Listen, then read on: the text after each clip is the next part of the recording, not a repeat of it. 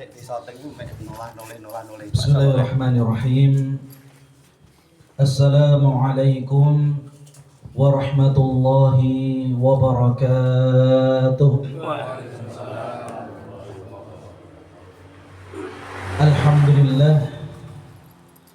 Alhamdulillahilladzi arsala rasulahu bil huda wa dinil haqq liyudhhirahu 'ala ad-dini kullihi wa kafaa billahi shahida.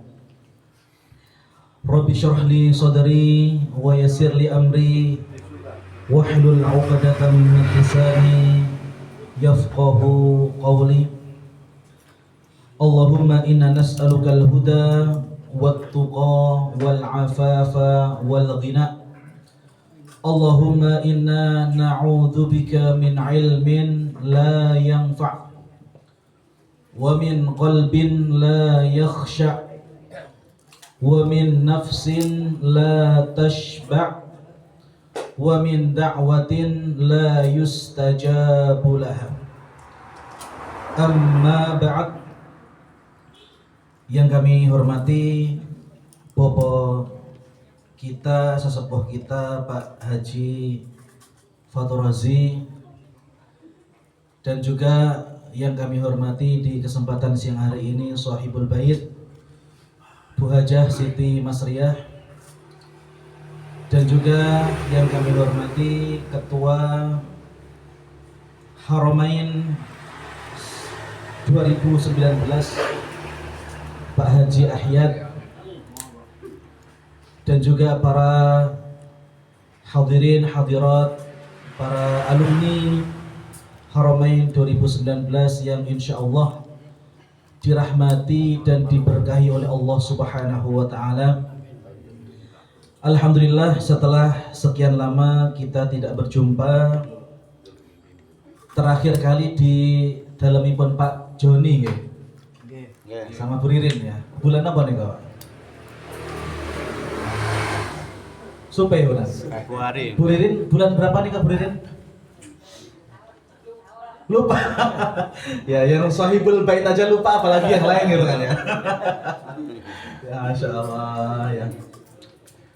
Alhamdulillah Bapak Ibu, setelah sekian lama kita tidak berjumpa, Allah Subhanahu wa Ta'ala masih terus memberikan kepada kita kenikmatan untuk kembali bertemu di kesempatan siang hari ini dalam kondisi sehat walafiat. Ada yang sakit Bapak Ibu? Hari-hari ini musimnya pancaroba. Ada beberapa jamaah kami yang masuk rumah sakit juga, seperti Pak Kardi ya. Beliau masuk rumah sakit sudah 4 hari. Dan juga jamaah-jamaah yang lain ya. Alhamdulillah panjenengan semua di kesempatan siang hari ini masih terus diberikan kesehatan oleh Allah. Mudah-mudahan kesehatan, panjang umur, dan juga nikmat untuk bisa bertolabul ilmi Allah Subhanahu wa Ta'ala terus berikan kepada kita sampai akhir hayat kita. Amin ya rabbal alamin. Kemudian salawat dan salam marilah kita haturkan kepada uswah hasanah kita, kepada suri tauladan kita, kepada panutan kita An-Nabi Muhammad sallallahu alaihi wasallam. Mudah-mudahan kita semua Bapak Ibu kelak pada yaumul qiyamah termasuk umat Rasulullah yang akan mendapatkan syafaat dari beliau. Amin ya rabbal alamin. Bapak Ibu, para jamaah Haramain 2019 yang insya Allah dirahmati Allah. Sebenarnya panjenengan semua ini para alumni haji ini sudah khatam 80% tentang kehidupan dunia. Saya katakan panjenengan itu sudah khatam, sudah lunas, dan tinggal nunggu saudus nomor sana hampir napa mulai. Biasanya kalau misalkan orang sudah berangkat haji ya, jarak antara dia berangkat dengan kematian itu tidak jauh, tidak lama. Pripun Pak, pun siap nang dereng Pak. Saja kok kata sing boten siap nih. Contoh ya, dulu Nabi SAW sebelum beliau meninggal, beliau melaksanakan haji yang kita kenal sebagai haji wada. Di haji wada itu Nabi SAW mendapatkan ayat yang terakhir. Firman Allah Subhanahu wa taala dalam surah Al-Maidah ayat 4. Al-yauma akmaltu lakum dinakum wa atmamtu alaikum ni'mati wa raditu lakumul Islam madina. Umumnya mayoritas sahabat ketika mendengar ayat ini mereka gembira.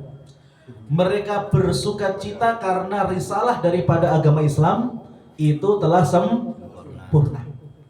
Kecuali satu orang Bapak Ibu, ketika mendengarkan ayat itu langsung wajahnya menunduk, kemudian matanya berlinang air mata.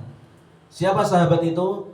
Beliau adalah orang terdekat Nabi SAW, yaitu sahabat Abu Bakar As-Siddiq radhiyallahu taala anhu. Abu Bakar pun ditanya, "Wahai Abu Bakar, kenapa engkau menangis? Kenapa engkau bersedih? Padahal hari ini merupakan hari jayanya Islam. Hari ini Nabi telah mendapatkan ayat yang terakhir yang diturunkan kepada beliau dan juga kepada kita semua. Harusnya kalau misalkan acara ataupun kegiatan itu telah selesai, biasanya wonten Pak tasyakuran. Seperti ketika panjenengan kondur saking tanah suci, pasti mengadakan tasyakuran. Namun Abu Bakar As-Siddiq memiliki pemikiran lain yang lain. Ketika Nabi SAW telah menyampaikan bahwasannya al-yauma akmaltu lakum dinakum itu merupakan ayat yang terakhir yang bakal turun, artinya tidak ada ayat terakhir atau tidak ada ayat lagi yang bakal turun kepada Nabi. Jika risalah daripada agama Islam ini telah selesai, maka sang pembawa risalah akan segera kembali kepada tuannya. Contoh, misalipun panjenengan dados pegawai yang ditugaskan di daerah terpencil. Galek terpencilnya pun juga sing paling pojok galek itu. Munjungan. Ya, katakanlah Munjungan atau Depok Banaran sing pun duk dhuwur nih kok. Kalau tempat kajian Ahad pagi niku tasik dereng nginggil nih kok. Niku nginggil malih tasik wonten niku. Ada jadwal saya itu di sana di Masjid Al-Amin di Banaran. Itu atasnya itu sudah nggak ada apa-apa itu ya. Nabi SAW ketika telah selesai dari risalahnya, pasti beliau akan segera kembali kepada Allah. Seperti ketika misalnya kita sebagai bawahan, kemudian kita sudah menyelesaikan tugas di tempat tertentu, maka jika tugas itu selesai kita akan kembali ke bos kita. Kita akan kembali kepada atasan kita. Maka Abu Bakar As-Siddiq radhiyallahu taala anhu pun juga berpikir seperti itu. Nggih, monggo. Sugeng rawuh monggo nggih. Waalaikumsalam warahmatullahi wabarakatuh. Maka Abu Bakar As-Siddiq pun juga memiliki pikiran seperti itu, bahwa jika risalah kenabian itu sudah selesai, maka sebentar lagi Nabi SAW akan kembali. Bapak Ibu yang dirahmati Allah Subhanahu wa taala, ketika rukun Islam itu ada 5. Ada syahadat, ada salat, ada zakat, ada puasa, ada haji. Dan panjenengan telah menyempurnakannya Bapak Ibu. Maka satu hal lagi yang mesti panjenengan harus lalui sebelum masuk surga Allah Subhanahu wa taala, yaitu kematian. Sak soleh-soleh tiang, Pak. Sak soleh-solehai tiang setri. Tidak mungkin orang yang soleh dan soleha itu bisa masuk ke dalam surga menawi dereng sedo. Artinya untuk menuju surga mau ndak mau harus Panjenengan semua pengen dang mlebet surga apa mengke, Bu? Lah kok kene-kenean lho. Sedone kari mlebet ri. Iya Pak Dae. Sedone kari sok dhisik. Ya keinginan lah. Masya Allah. Jadi Bapak Ibu ya, ketika panjenengan sudah menyempurnakan rukun Islam, maka saya katakan panjenengan itu pun meh khatam. Artinya orang yang sudah mau khatam itu tidak boleh kemudian sama kalian yang awam. Kalau orang awam itu masih sering menghabiskan waktunya dalam kelalaian, mereka masih sering kesana kemari gak jelas. Diundang neng dangdutan yo panggah teko. Masya Allah. Lek pengajian pikir-pikir saya. Diundang untuk larung laut, nggih panggah. Masya Allah terus. Diundang rawuh teng kuburan, nggih panggah teko. Maka Bapak Ibu, panjenengan sudah beda. Panjenengan merupakan orang yang sudah levelnya itu naik, levelnya di atas dari rata-rata kaum muslimin. Maka di sini panjenengan juga harus memiliki sikap, memiliki karakter, memiliki perilaku yang juga harus beda. Jangan sama seperti orang-orang awam. Ketika orang-orang awam kesana geruda-geruduk kemudian jelas, kemudian kita sebagai orang yang sudah next level kok tasik melu, tidak boleh. Maka di sini kita harus memposisikan diri kita bahwa diri kita sudah naik tingkat, kemudian kita hanya tinggal mempersiapkan bagaimana yang sedikit ini 20% waktu ini atau 10% sisa waktu atau bahkan mungkin kurang dari itu, bagaimana cara kita untuk lebih memastikan bahwa kita nanti akan masuk ke dalam surga. Jangan sampai kemudian amalan-amalan yang sudah kita capek-capek melaksanakannya kita rusak.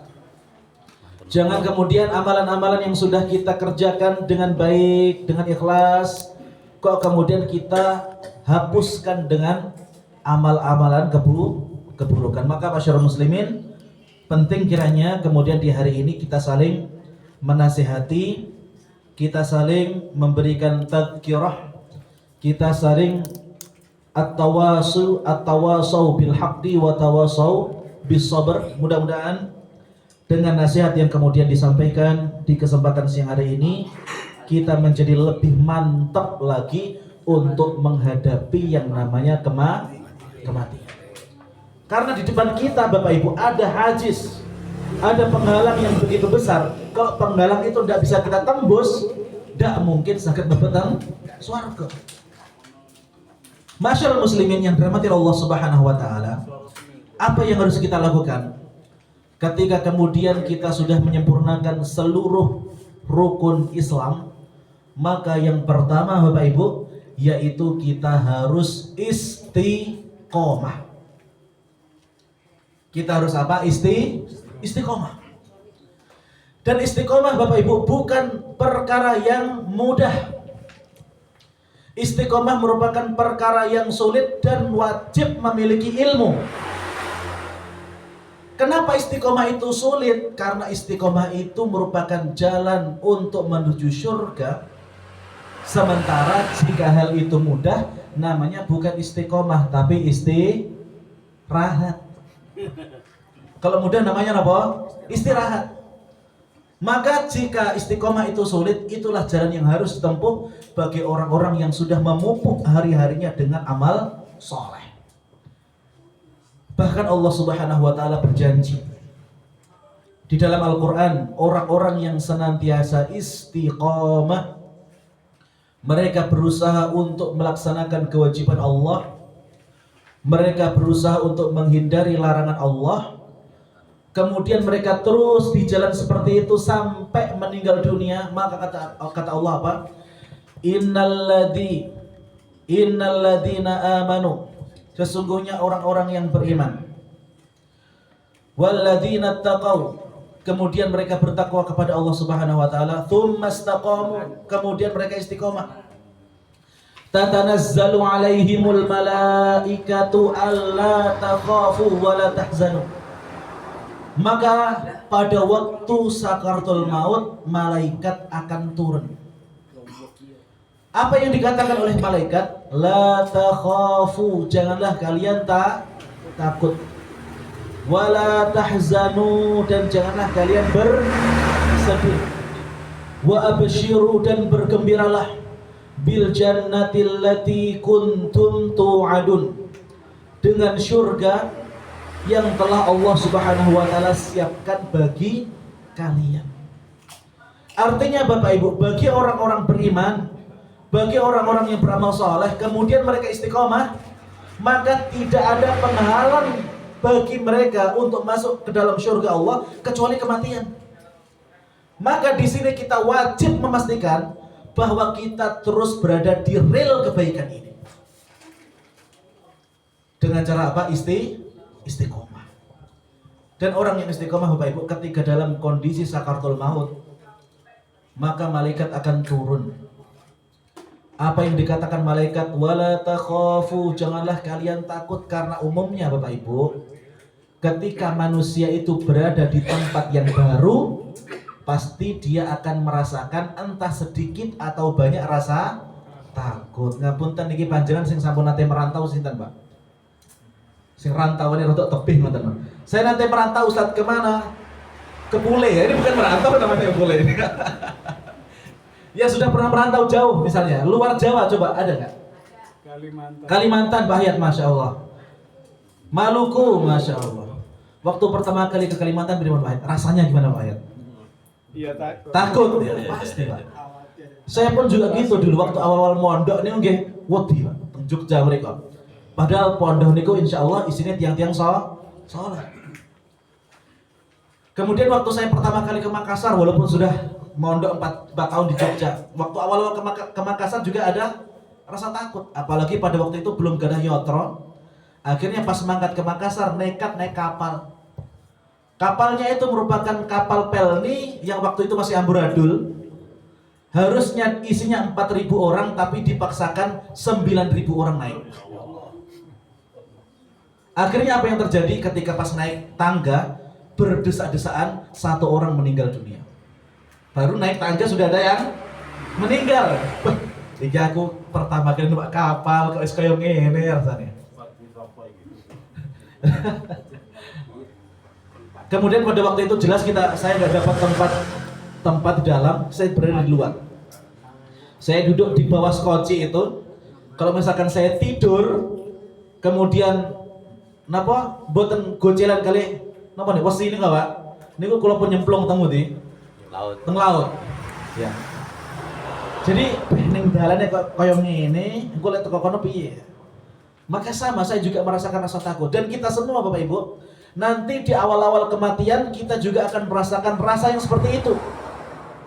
Karena alam barzakh itu merupakan alam yang berbeda dengan alam kita. Kalau sekarang ini Masya Allah kita sudah berada di Trenggalek dengan kondisi nyaman, dengan kondisi aman, dengan kondisi nyantai. Apalagi yang sudah pensiun ya. Yang pensiun ini ya rata-rata tinggal menikmati nawa. Menikmati nawa dulu. Menikmati waktu, menikmati waktu, kemudian ngopeni masjid, ngopeni pengajian sudah selesai. Ya. Ngopeni cengkeh juga, Masya Allah luar biasa ini. Kalau masih ada yang ngopeni cengkeh ini ya. Ngopeni duren. Ngopeni duren ya, Masya Allah. Maka Bapak Ibu kita semua nanti akan takut ketika kita awal-awal ruh kita itu dicabut. Semua orang akan takut. Tapi ketakutan orang-orang yang beriman itu berbeda dengan ketakutan orang kafir. Orang kafir mereka ketakutan, tapi mereka tidak akan diubur setelah mereka merasakan ketakutan. Tapi apa? Orang kafir maka akan dibentak, digepuk, akan merasakan kesengsaraan yang tidak berkunjung habis. Bahkan ketika mereka berada di alam barzakh dan menerima siksaan yang begitu berat, mereka bahkan mengatakan, Rabbi la taqum sa'ah, ya Allah, jangan tegakkan hari kiamat. Mereka takut karena kapan orang di kuburan boten selamat, maka yang berikutnya mesti boten selamat. Dan barang siapa teng kuburan iku selamat, insya Allah yang berikutnya akan mudah. Napa malih sing teng donya ket lahir jenenge selamat. Ada di sini yang namanya selamat. Masya Allah.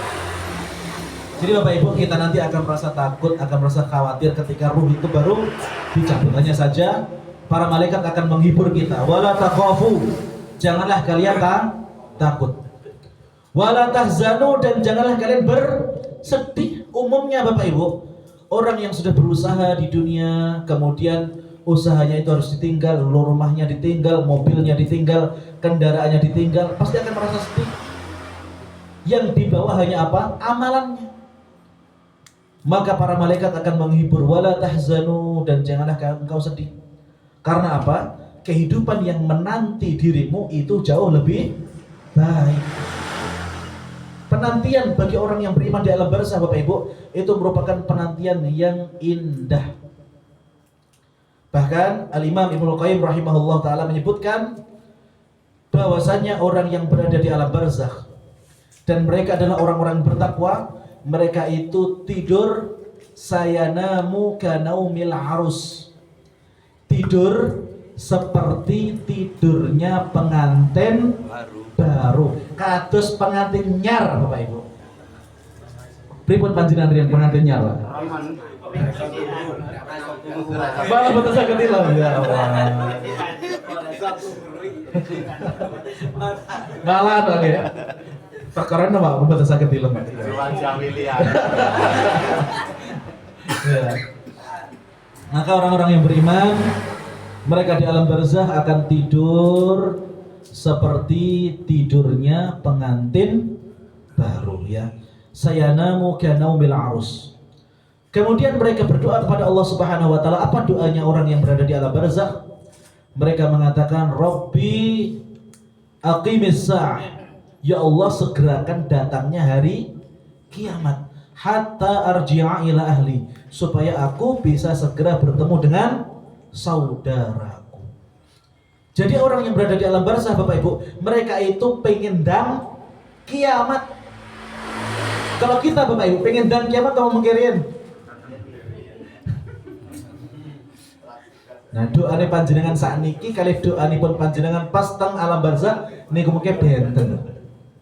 Ketika panjenengan sudah di alam barzakh, panjenengan akan berdoa, ya Allah, segerakanlah datangnya hari kiamat supaya aku segera bertemu dengan keluargaku. Yang pertama itu Bapak Ibu, yaitu hendaknya kita harus istiqomah. Istiqomah Bapak Ibu.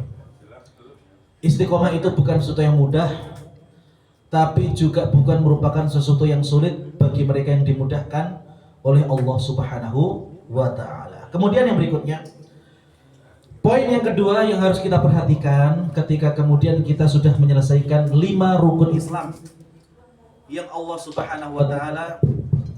Subhanahu wa ta'ala bebankan kepada kita.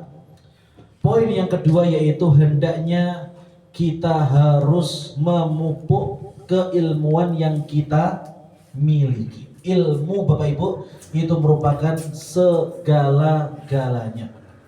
Ya. Ilmu itu merupakan segala-galanya. Orang profesinya apapun Bapak Ibu, jika dia memiliki ilmu agama yang baik, maka dia akan baik dalam profesinya. Aparat contohnya, polisi. Polisi yang ngertos agama kalih polisi sing boten ngertos agama sami napa benten Bapak Ibu? Benten. Penjabat DPR, MPR, bupati, gubernur, mereka yang kenal ilmu agama dengan yang tidak, pripun? Sami Pak? Baik, di sini berarti harus dirinci. Orang yang memiliki ilmu agama itu terbagi menjadi 2. 1, mereka yang mau mengamalkan ilmunya, dan yang kedua, orang yang tahu ilmu tapi tidak mau mengamalkan. Artinya, jika panjenengan menemukan kasus, oh ketoke kok kiai tapi kelakuannya kok ngono, maka Bapak Ibu ini berarti dia merupakan orang yang berilmu tapi tidak mau mengamalkan ilmunya. Ya. Ibarat sebuah pohon Bapak Ibu. Menawi panjenengan nandur duren, ada di sini yang punya pohon banyak duren. Pak Asna. Harus disanjangi nih Pak. Ya. Dereng wah Pak nih Pak duren Pak. Sudah. Oh baru bunga, berarti kemungkinan 2 bulan lagi ya. 2 bulan lagi, insya Allah kita nanti. Tapi lek panen mendel mawon. Buat nanti posting ke Tenggrum ya. Ya Allah. Ya. Ya. Jadi ilmu itu akan sangat membedakan bagi mereka yang mau mengamalkan ilmunya. Ibarat pohon Bapak Ibu. Orang yang memiliki ilmu itu ibarat memiliki pohon. Jika mereka mau mengamalkan ilmunya, maka pohonnya itu seperti pohon yang berbuah. Tapi mereka yang memiliki ilmu dan tidak mau mengamalkan ilmu, maka mereka seperti memiliki pohon, tapi pohonnya itu tidak berbuah. Kita kalau menanam pohon, Bapak, pohon klopo, apa pohon, kenapa Pak? Pelem. Kita menawi pun puluhan tahun kok boten berbuah, dia apa nih Pak? Diketok. Sama seperti ketika kita punya pohon kelapa, kok sudah dimakan apa? Wangwung, wis ketok eneh. Maka begitu pula Bapak Ibu orang yang kemudian memiliki ilmu, tapi dia tidak mau mengamalkan ilmunya. Bahkan ketika sudah ada penyakit, kok mboten ndang diobati Bapak Ibu. Ini solusinya cuma satu, yaitu apa? Ketok. Dapat ya Pak? Ya. Maka masyarakat muslimin yang dirahmati Allah Subhanahu wa taala, Allah berfirman, "Hal yastawil ladzina ya'lamun wal ladzina la ya'lamun? Innama yatadzakkaru ulul albab." Apakah sama antara orang yang mengetahui dan orang yang tidak mengetahui? Alumni haji Pak nggih benten. Alumni haji yang senantiasa mengadakan reunian dan reunian cuma makan-makan tok, itu akan beda dengan mereka yang mengadakan reuni tapi di dalamnya ada siraman rohani benten Pak. Saya sering mendapatkan atau lihat status orang-orang yang reuni haji, tapi apa yang ada di situ nggak jelas apa, nggak jelas, makan-makan, ya. Bareng ono wis bar, tidak ada efek yang kemudian bisa, efek positif yang bisa didapatkan setelah pertemuan itu. Maka Bapak Ibu, ketika kemudian kita sudah memiliki ghirah, kita memiliki himmah, memiliki semangat untuk berthalabul ilmi Bapak Ibu, maka ini wajib untuk terus dipupuk. Maka saya sangat mengapresiasi Haramain 19 ini karena beda dengan Haramain-Haramain yang lain. Ya. Mudah-mudahan apa yang panjenengan lakukan ketika melaksanakan reuni seperti ini dengan mengundang asatidzah untuk memberikan tausiah, memberikan ceramah, mudah-mudahan panjenengan bisa mendapatkan berkah dari reuni dan juga pertemuan ini. Amin ya rabbal alamin. Itu yang kedua, yaitu harus memupuk dengan ilmu. Kemudian yang ketiga Bapak Ibu, ketika kita sudah berusaha istiqomah, kemudian kita juga sudah berusaha untuk apa? Thalabul ilmi terus. Apa yang harus kita lakukan lagi? Ketika kita sudah seperti ini, maka masyaallah muslimin, seperti yang dikatakan oleh Pak Ahyad tadi, perbanyak amalan-amalan khusus yang oleh Nabi sebutkan orang yang mengamalkannya itu mendapatkan jaminan surga. Seperti tadi yang kemudian dicontohkan, setiap pagi hari dan setiap sore hari itu membaca Sayyidul Istighfar. Bukan hanya membacanya Bapak Ibu, kata Nabi SAW, man qara'aha muqinan fi qalbih. Orang yang membacanya tapi juga meresapi maknanya di dalam hati. Karena ketika hanya mengucapkan saja tanpa meresapi apa kandungannya, apa maknanya, itu akan sangat beda dengan orang yang membaca sementara dia mengerti dan paham dengan kandungannya. Ya. Kita membaca bismillah, Bapak Ibu, burung beo pun juga bisa bismillah, bismillah, bismillah gitu. Bisa mereka. Kita mengucapkan assalamualaikum, burung beo jawab kepin, pinter. Waalaikumsalam, waalaikumsalam, silahkan masuk. Kalau hanya mengucapkan Bapak Ibu, terus apa bedanya kita dengan burung beo? Maka kata Nabi SAW, bukan hanya mengucapkannya, tapi apa? Muqinan fi qalbi. Kita harus mengetahui apa makna dan terjemahan dari Sayyidul Istighfar itu. Allahumma ya Allah, Anta Rabbi, Engkau adalah Tuhanku. La ilaha illa Anta, tidak ada Tuhan yang berhak disembah kecuali Engkau. Khalaqtani, aku meyakini ya Allah bahwa Engkau lah yang menciptakan diriku. Wa ana abduka, dan aku adalah hambamu. Wa ana ala ahdika, dan aku saat ini juga berada di dalam perjanjian dengan dirimu. Maksudnya gimana Bapak Ibu perjanjian dengan Allah? Bahwasanya sebelum kita lahir, setiap ruh yang akan ditiup ke bayi itu pasti ditanya oleh Allah. Apa pertanyaannya? Alastu birabbikum, apakah kalian mengakui kalau aku itu adalah Tuhan kalian? Maka semua ruh menjawab, qalu bala syahidna. Ya Allah, kami bersaksi bahwa Engkau adalah Tuhan kami, satu-satunya zat yang kami sembah, tidak ada sesembahan selain Engkau. Tapi buktinya pas lahir ceprot, tentunya kata tiang ingkang supe. Kenapa itu Bapak Ibu? Karena di dunia manusia itu tidak sendiri. Mereka memiliki musuh. Siapa musuh manusia? Setan, iblis, setan, hawa nafsu itu merupakan musuh kita. Iblis Bapak Ibu telah berjanji, la ughwiyannahum ajma'in, pasti aku akan menjerumuskan mereka semua. Jadi goalnya iblis, visinya iblis itu pengen menjerumuskan manusia ke dalam api neraka. Jadi Bapak Ibu jangan dikira kemudian ketika kita sudah khatam dengan rukun Islam, kemudian kita mengira, oh aku mesti surga. Belum tentu Bapak Ibu. Karena apa? Musuh kita senantiasa menggoda. Betapa banyak orang-orang yang kemudian dahulunya istiqomah, tapi ternyata sebelum meninggal dunia, orang tersebut melakukan amalan penghuni neraka. Wal'iyadu billah. Ada sebuah kisah Bapak Ibu. Seorang abid, seorang ahli ibadah. Orang ini sudah beribadah di dalam tempat ibadahnya puluhan tahun. Luar biasa, abid namanya. Kemudian suatu ketika abid ini didatangi oleh 3 orang pemuda yang ingin safar ke luar negeri, ingin mencari ma'isyah, ingin bekerja. Kemudian mereka memiliki adik perempuan yang masih gadis, dan tidak mungkin mereka ketika akan merantau ngajak adik sing cewek, sing cilik, tidak mungkin.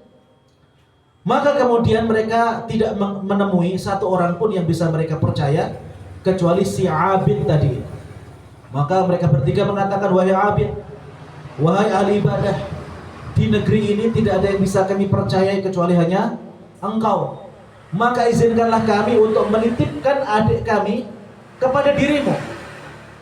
Kira-kira Pak, kalau panjenengan dititipi cewek ayu gadis pripun nampa mboten Pak? Saestu. Ibuke mirengaken saking dalem lho niki. Kan loh. Hati-hati ya. Hati-hati. Hati-hati Anda ya. Hati-hati. Nanti enggak dimasakkan di rumah ya. Siri ora oleh. Baik ya. Ternyata Bapak Ibu ahli ibadah tadi pada awalnya dia menolak. Saya nggak bisa. Saya sibuk dengan ibadah, saya nggak ada waktu untuk ngurusi. Maka Bapak Ibu dirayu lagi. Akhirnya ahli ibadah mengatakan apa? Yo wes lek ngono. Aku gelem tapi syaratnya gekno omah, aku ora gelem tinggal saomah karo adikmu iki. Oke, akhirnya dibuatkan rumah. Akhirnya setelah dibuatkan rumah di samping tempat ibadahnya tadi, si Abid pun terus istiqomah. Akhirnya di situ iblis datang. Setan datang. Setan mengatakan, "Wahai Abid, engkau ini dititipi seorang gadis, tapi nggak pernah engkau tengok. Mbok ya sesekali diendangi. Gimana kalau misalkan dia sakit? Gimana kalau dia mati di dalam rumahnya yang kecil itu? Pasti engkau akan dituntut oleh 3 saudaranya. Coba sesekali ketuklah pintunya. Nanti kalau ada balasan ketukan dari dalam, oh ternyata orangnya masih hidup. Akhirnya wis, ngetuk dong ya. Ya. Akhirnya dia mendatangi tempat si gadis tadi, kemudian mengetuk pintunya. Dok. Di rumah nih enak balasan ora ya? Ternyata masih ada. Dok. Oh, masih urip. Akhirnya dia balik. Terus berlangsung selama berminggu-minggu, setan bisi malih. Wahai Abid, wahai ahli ibadah, apakah engkau cuma mengetuk pintunya? Gimana kalau selama ini ternyata dia makanannya itu cuma ngeliwat?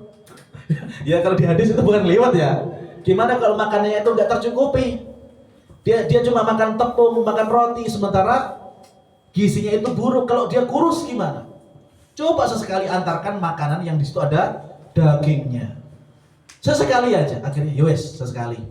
Akhirnya si Abid pun masak daging, dikirimlah ke tempat gadis tadi. Pada mulanya makanan itu cuma ditaruh di depan pintu, kemudian pintunya diketuk. Dok. Ini ada makanan di depan pintu. Kemudian dia pulang. Bapak Ibu yang dirahmati Allah Subhanahu wa taala, dalam ibadahnya si Abid itu terus menerus dibisik oleh setan. Wahai Abid, engkau sudah bertahun-tahun tinggal bersama gadis itu, kok engkau belum pernah melihatnya sekali pun? Apa engkau gak penasaran? Jangan-jangan dia bukan perempuan tapi perempuan setengah laki-laki atau gimana ya? Kalau zaman sekarang Pak bahaya nih ya. Wajahnya perempuan, bodinya perempuan, tapi ternyata isinya lanang, Pak. Banjiran kalau misalkan tahu di Thailand itu ada 17 gender. Jadi kalau di Indonesia itu cuma ada laki-laki, perempuan. Di Thailand itu ada 17. Ada laki-laki setengah perempuan. Ada perempuan setengah laki-laki. Ada 70% laki-laki, 20% perempuan. Ada 20% perempuan, 70% macam-macam sampai 17. Ya. Maka panjenengan kalau jalan-jalan ke Thailand hati-hati ya. Panjenengan wis nglirik, cewek ayu, ketoke ayu tapi bahannya napa? Wong lanang ya. Lanangan bahannya ya.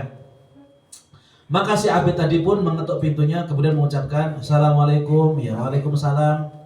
Pada awalnya mengucapkan salam doa. Setelah berlalu berhari-hari, kemudian si Abid tadi minta izin untuk masuk. Minta izin untuk apa, Pak? Masuk. Akhirnya betul mereka masuk, mereka ngobrol. Setelah berhari-hari berlalu seperti itu, akhirnya terjadilah yang seharusnya tidak terjadi. Terus bahaya, Pak. Akhirnya setelah Abid tadi melakukan itu berkali-kali, akhirnya dia tahu, astagfirullah. Lagi eling, Pak. Sudah melakukan berkali-kali lagi napa? Oke, lagi. Akhirnya dia balik lagi ke tempat ibadahnya dan dia tidak pernah mendatangi tempat gadis itu tadi. Kemudian Bapak Ibu, apa yang terjadi? Ternyata gadis tadi hamil. Setelah 9 bulan gadis tadi melahirkan.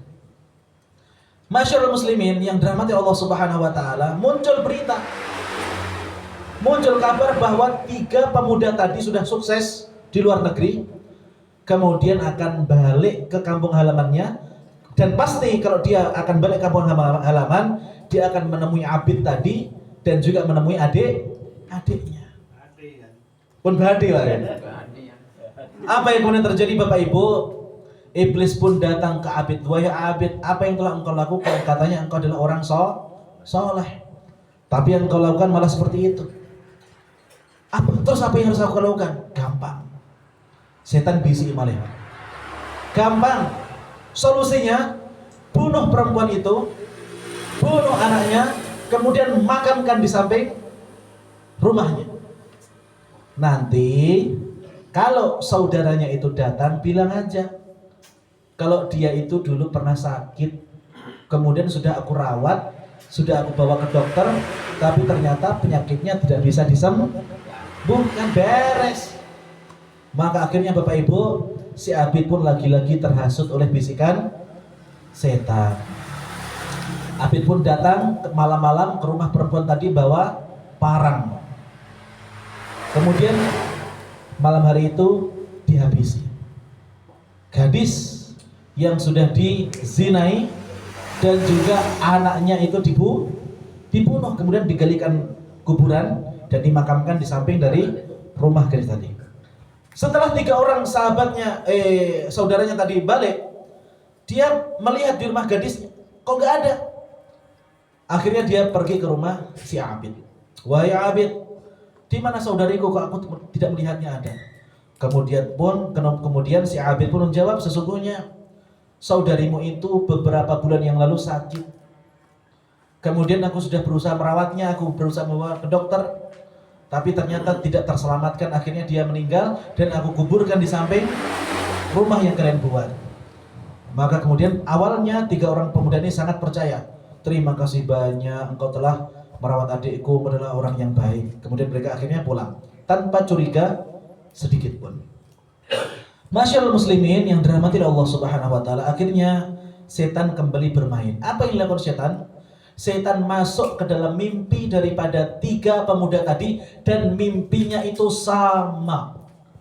Apa mimpinya? Yaitu mereka bermimpi bahwa adiknya dihabisi oleh si Abid setelah dizinai, bahkan kuburannya itu kalau mereka nggak percaya boleh digali. Jadi setan memberikan ilham kepada 3 orang tadi untuk menggali kuburan adiknya, dan betul mereka pun datang ke kuburan adiknya, kemudian digali, dan betul Bapak Ibu, di situ ada adiknya yang sudah ada bekas-bekas pembacokan beserta anak kecil. Kemudian di situ mereka sangat marah dan mengambil Abid tadi, orang yang ahli ibadah tadi, untuk diarak di tengah-tengah masyarakat.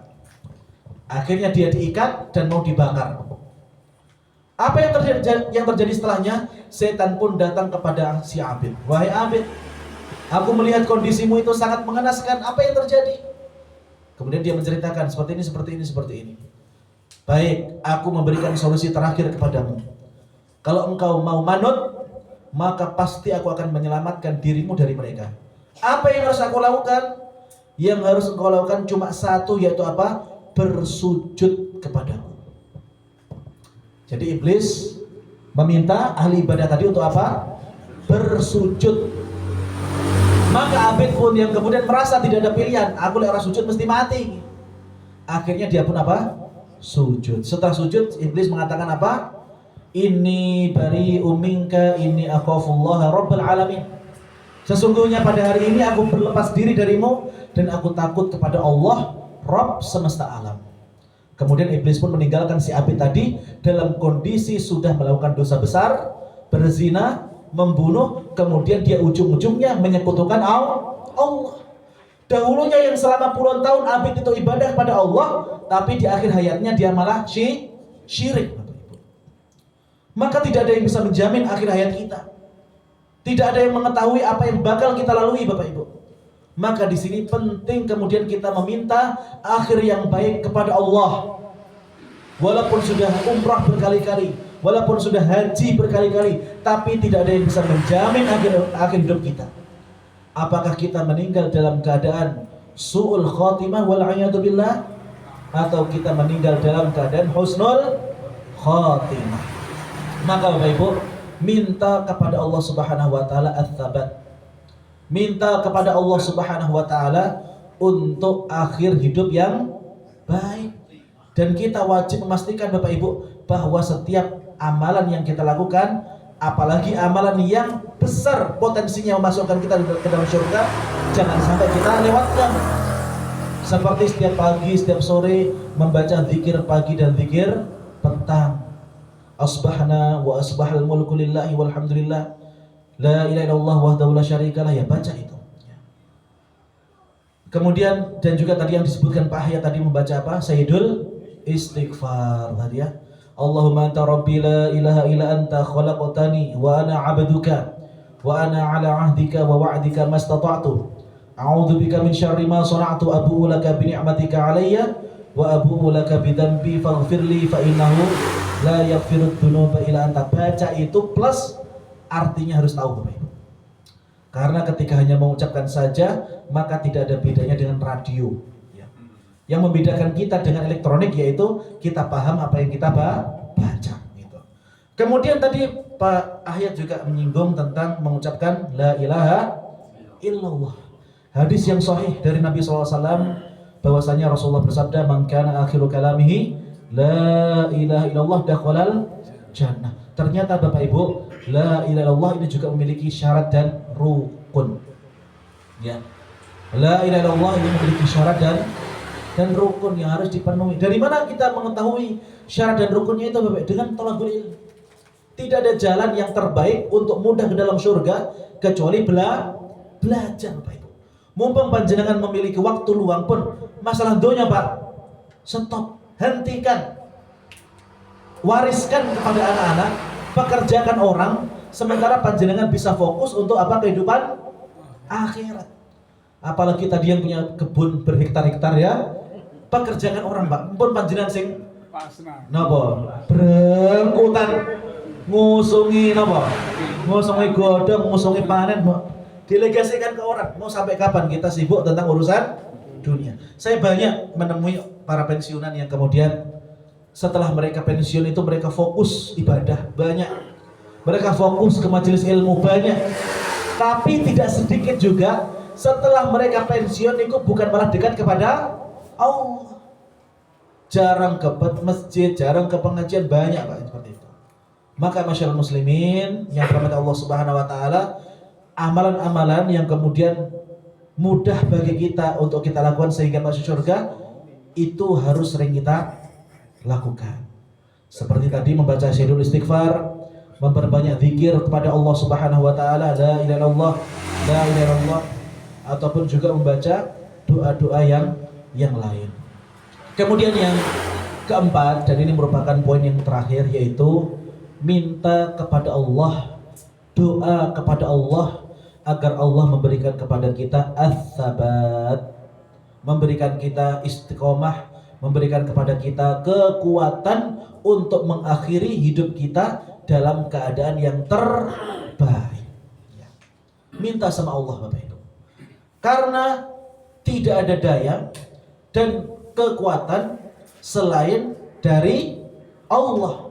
La haula wala quwwata illa billah. Tidak ada daya dan kekuatan melainkan itu datangnya dari Allah Subhanahu wa taala. Maka jika kita ingin mengakhiri hidup kita dalam keadaan yang terbaik, dalam keadaan husnul khatimah, maka hendaknya kita banyak minta kepada Allah. Di antara doa yang sangat sering Nabi SAW baca, yaitu ya muqallibal qulub tsabbit qalbi ala dinik. Ya muqallibal qulub, wahai zat yang maha membolak-balikkan hati, tsabbit qalbi ala dinik. Kuatkanlah, teguhkanlah hatiku untuk bisa istiqomah di jalan.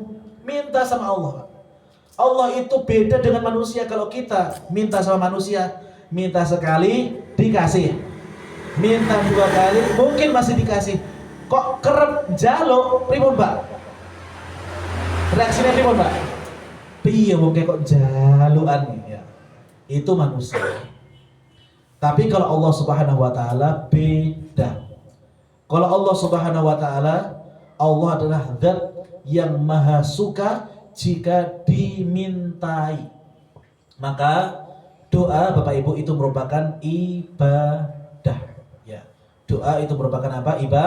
ibadah. Maka jika kita minta kepada Allah, ya Allah panjangkanlah umur saya, ya Allah berikan rezeki kepada kami, ya Allah berikan akhir yang baik, itu doa.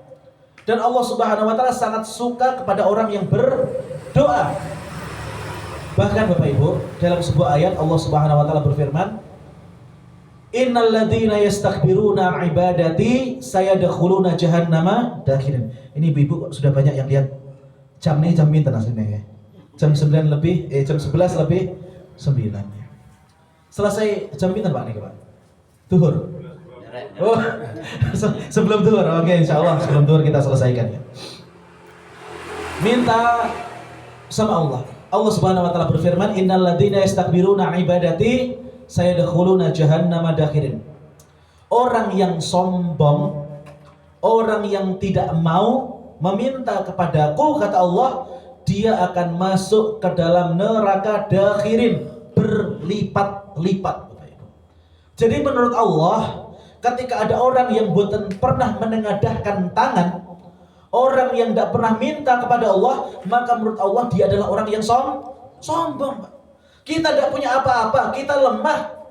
Sementara Allah yang punya segalanya, Allah yang maha kuat, kok yang lemah tidak purun minta kepada yang kuat? Maka inilah bentuk daripada kesombongan. Maka masyaallah muslimin, apapun hajat panjenengan, entah urusan dunia, apalagi urusan akhirat, minta sama Allah. Jangan lewatkan satu hari pun kecuali panjenengan memiliki permintaan kepada Allah. Wajib. Minta apa saja, silahkan bebas. Ya Allah, saya ini kok sakit-sakitan, berikanlah saya kesehatan.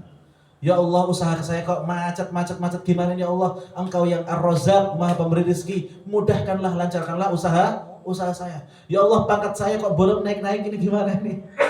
Sudah mengabdi puluhan tahun kok golongannya rendah, ya Allah. Minta sama Allah, minta supaya dinaikkan. Tidak apa-apa, ya minta selama hal-hal yang baik, tidak masalah, tidak menjadi masalah. Atau mungkin, ya Allah, ini saya sudah lama menduda kok belum nikah lagi, ya Allah. Nah, ini juga harus minta sama Allah. Ataupun sebaliknya, ya Allah, saya kok sudah menjanda lama, ya Allah, pengen segera mendapatkan Pak, pendamping ya. Ada di sini ibu-ibu yang janda? Buat ada, yang duda ada. Ya, udah ada semua masih punya pasangan, gitu. Masya Allah, ya luar biasa. Nikmat ya, hidup berpasang-pasangan nikmat. Tapi biasanya orang kalau semakin sugih, orang semakin kaya, pripun Bu? Bojone pinten? Ya. Normalnya Pak nggih. Orang semakin kaya, semakin sugih, itu tidak akan cukup dengan apa? Kemarin ada pertanyaan. Ya bukan diajukan ke saya, tapi diajukan ke ustadz yang lain. Ada orang ibu-ibu yang tanya, Ustadz, laki-laki itu kok kemaruk sekali. Ini kebetulan bukan saya yang ditanya, ustadz lain terus diceritakan ke saya. Ustadz, laki-laki itu kok kemaruk sekali. Kenapa? Kenapa Bu kok bisa kemaruk? Laki-laki itu kemaruk karena dia itu sudah memiliki satu istri, tapi masih pengen apa? Istri apa? Masih pengen 2, 3, 4. Ya. Di sini juga ada yang seperti itu. Oh, betul mantan ya, betul mohon ya.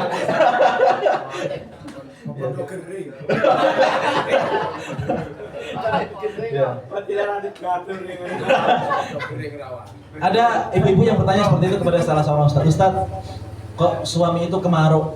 Kenapa Bu? Dia itu sudah punya satu istri tapi pengen istri yang kedua, ketiga, keempat. Ustadz itu pinter Pak ternyata jawabnya. Dia jawab seperti ini. Loh, ngapunten. Ngapunten. Kok panjenengan bilang bahwa laki-laki itu kemaruk? Justru yang kemaruk itu perempuan. Kenapa? Jatah untuk 4 orang diambil diri.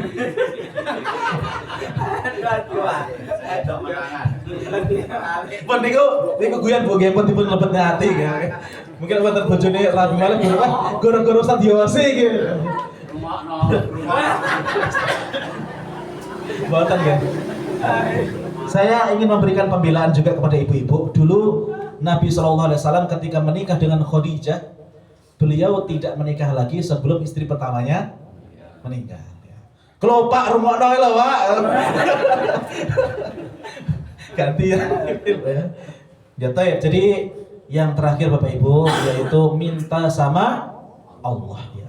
Minta kepada Allah karena Allah itu zat yang maha suka untuk dimintai. Beda dengan manusia. Kalau manusia itu kalau dimintai sering-sering mereka akan marah, mereka tidak akan memberi. Tapi Allah Subhanahu wa taala justru marah kepada makhluknya yang tidak mau berdoa. Maka kunci yang terakhir ketika kita pengen istiqomah sampai meninggal dunia, maka hendaknya kita banyak berdoa dan minta kepada Allah. Mudah-mudahan apa yang kita lakukan pada kesempatan siang hari ini mendapatkan rahmat, mendapatkan berkah dari Allah Subhanahu wa taala, dan mudah-mudahan sebagaimana Allah mengumpulkan kita di kesempatan siang hari ini, kelak Allah Subhanahu wa taala mengumpulkan kita ke surga yang tertinggi yaitu surga Firdaus al-A'la. Amin amin ya rabbal alamin. Marilah kita sekarang menundukkan kepala, kemudian menengadahkan tangan, kita berdoa dan meminta kepada Allah Subhanahu wa taala. Mudah-mudahan Allah Subhanahu wa taala berkenan untuk mengampuni dosa-dosa kita.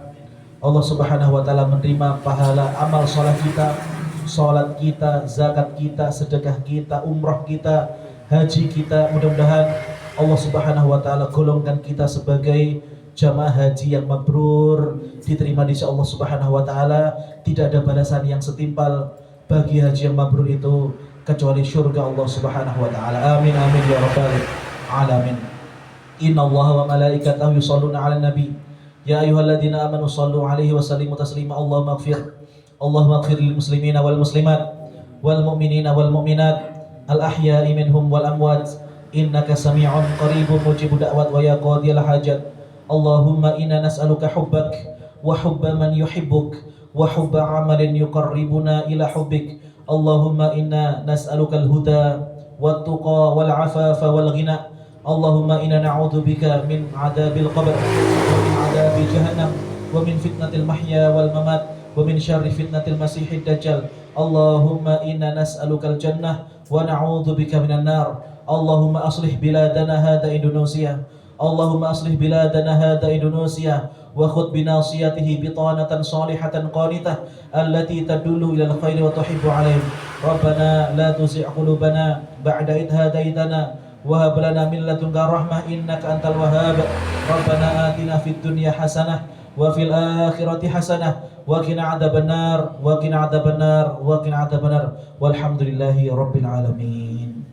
Demikian Bapak Ibu apa yang bisa kami sampaikan di kesempatan siang hari yang berbahagia ini. Masya Allah, kami sangat senang ketika sudah lama tidak berjumpa. Di siang hari ini Allah masih takdirkan kita bisa berjumpa dalam kondisi sehat walafiat. Mudah-mudahan perjumpaan yang seperti ini merupakan perjumpaan yang kita rindukan nanti setelah memasuki surga Allah Subhanahu wa taala. Amin ya rabbal alamin. Kita tutup dengan membaca doa kafaratul majelis. Subhanakallahumma rabbana bihamdika asyhadu an la ilaha illa anta astaghfiruka wa atubu ilaik. Akhiru da'wan alhamdulillahirabbil alamin. Wassalamualaikum warahmatullahi wabarakatuh.